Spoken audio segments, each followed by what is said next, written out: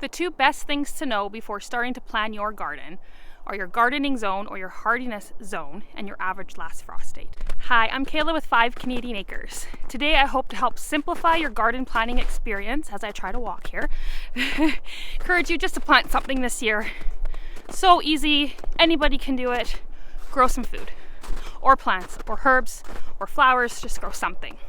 Your gardening zone or hardiness zone basically tells you how cold it gets in the winter. It's your average minimum yearly temperature.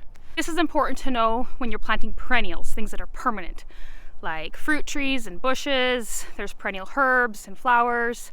Asparagus is perennial. When you're purchasing seeds or plants at a nursery, it'll say on the tag or the seed packet what zone it's in. So then you know that you're planting something appropriate to your zone. This only applies to perennials. What a lot of people don't know is your average last frost date. Now, your average last frost date is the general day in the spring for your area where you'll get your last light frost.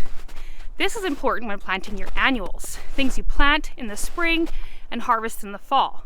To find either of these, simply go to a search engine and type in average last frost date or gardening zone, hardiness zone, and your city or town or one close to you.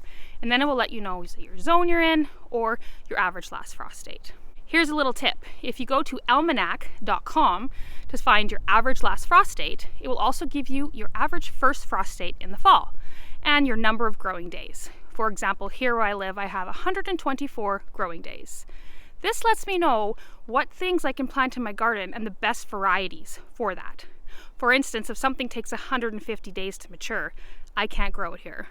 Maybe with a little bit of help, but it's not simple. So by knowing this, I can plant the appropriate things and the right varieties to get the maximum out of my garden. I hope this helped you, and if you have any questions, please leave them below and I'll be sure to answer them. Thanks so much. Bye.